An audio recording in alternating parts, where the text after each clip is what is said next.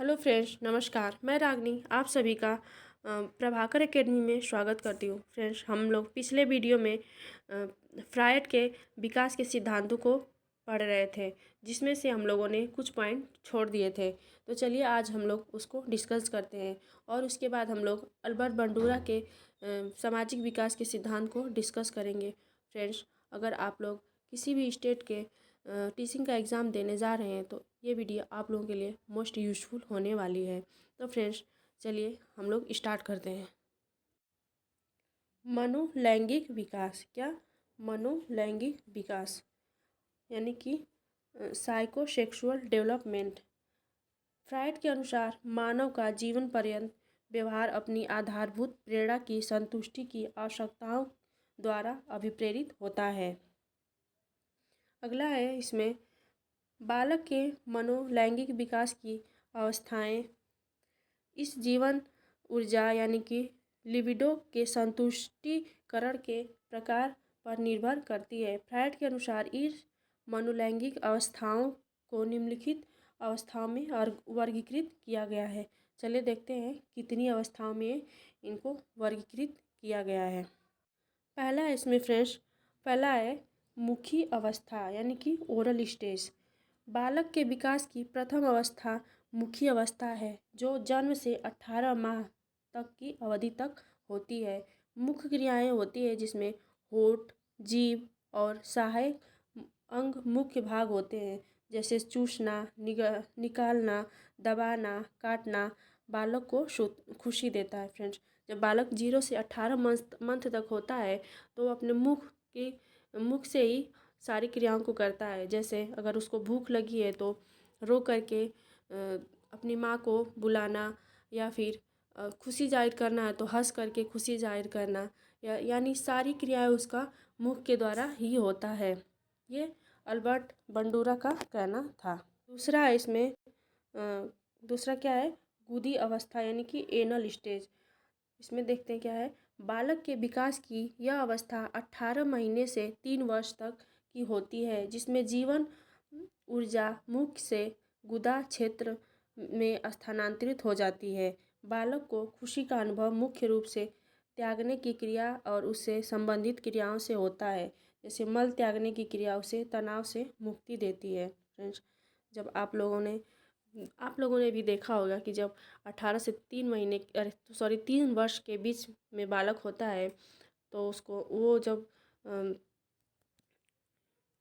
कहीं भी सुसु कर देता है और वो सुसु जो कर करके बहुत ही उसको खुशी मिलती है।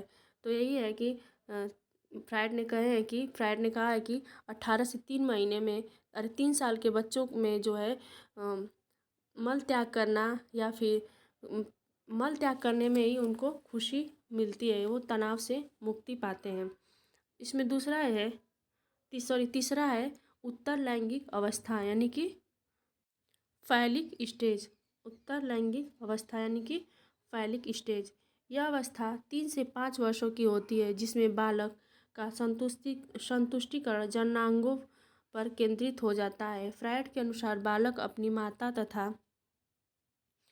तथा बालिका अपने पिता से प्रेम करती है और उसे दूसरों में बांटना नहीं चाहते। यानी कि जो लड़कियां होती हैं उनको अपने पिता से प्रेम होता है और लड़के जो होते हैं उनको अपने माता से प्रेम होता है।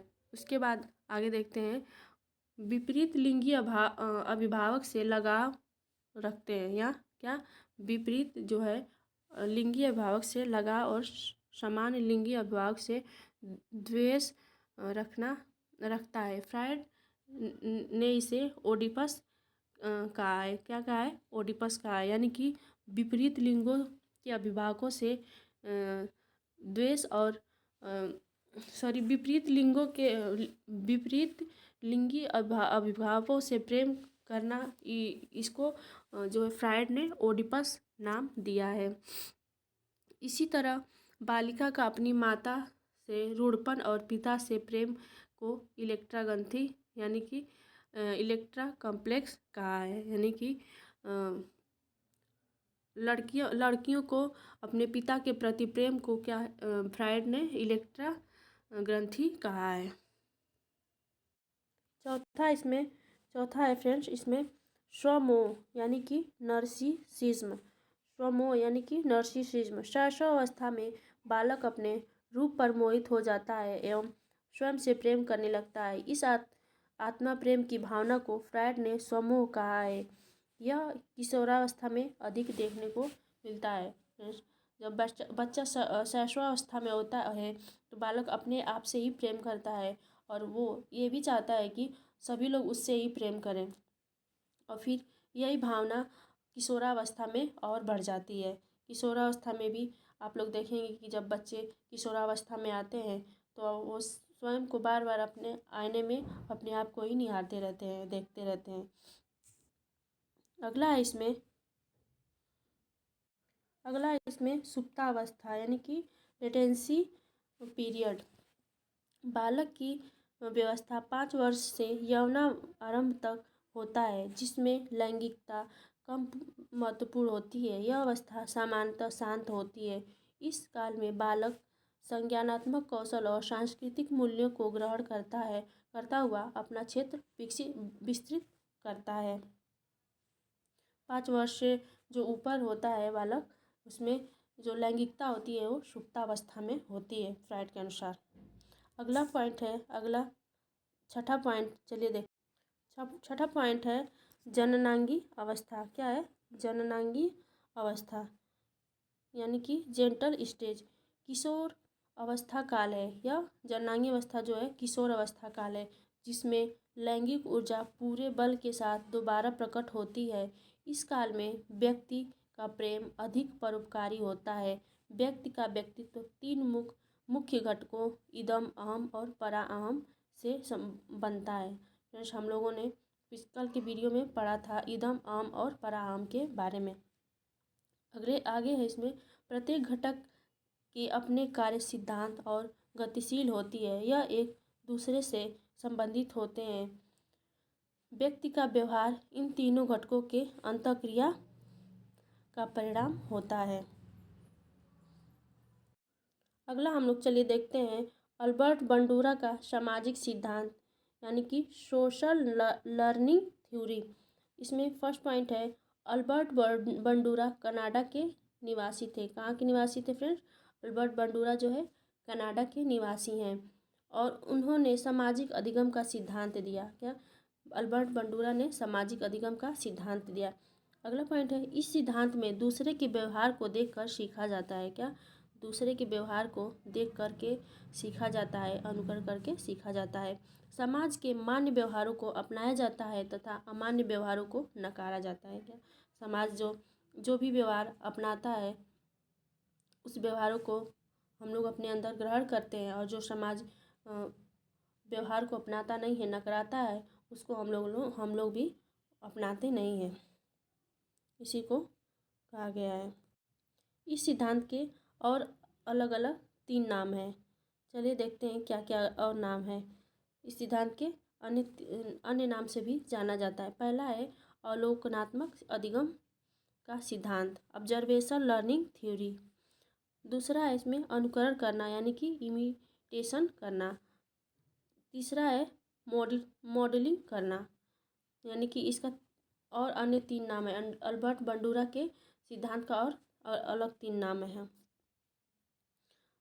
इन्होंने अपना प्रयोग जो है अल्बर्ट बंडूरा ने अपना प्रयोग बेबो डाल पर किया था जिसमें क्या थे? जिसमें थे 3 बच्चे थे। क्या? 3 बच्चे थे अल्बर्ट बंडूरा के प्रयोग में।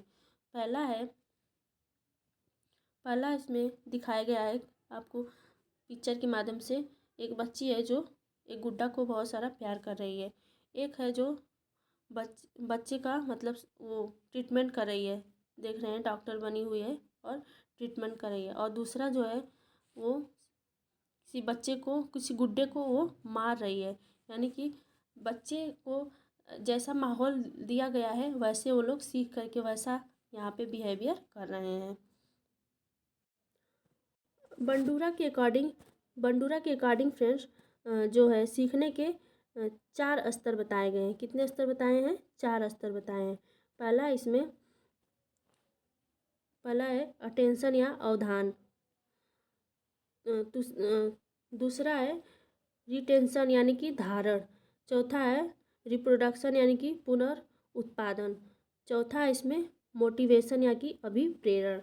तो देखते हैं अवधान क्या होता है फ्रेंड्स। अगर मान लीजिए हम बच्चों को किसी समाज में ले जाते हैं या किसी पार्क में, या फिर उन लोगों को कोई भी चीज़ पढ़ाते हैं, तो वो पहले क्या है उस पर ध्यान देते हैं, उसको ध्यान से देखते हैं। इसी को कहते हैं अवधान। फिर दूसरा स्टेज आता है धारण। जब बच्चे उसको ध्यान से देख लेते हैं तो उसको अपने दिमाग में जो है अपने दिमाग में बैठाते हैं, मस्तिष्क में उसको धारण करते हैं। इसको कहते हैं धारणा। फिर तीसरा स्टेज आता है पुनर्उत्पादन। तीसरा है पुनर्उत्पादन यानी कि सीखी हुई बातों को जब उन लोगों से पूछा जाए तो उसको अपने मस्तिष्क में जो जो ही चीज़ वो धारण किए हैं उसको याद करें और फिर से वो बता ले जाएं। इसी को कहा गया है पुनर्उत्पादन। चौथा स्टेज आता है फ्रेंड्स मोटिवेशन या अभिप्रेरणा।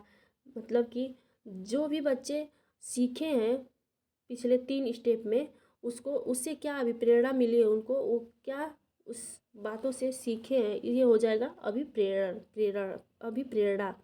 तो फ्रेंड्स आज के लिए बस इतना ही, और हम लोग अगले वीडियो में ब्लूम के ब्लूम महोदय को हम लोग पढ़ेंगे। फ्रेंड्स आज के लिए बस इतना ही। Thank you.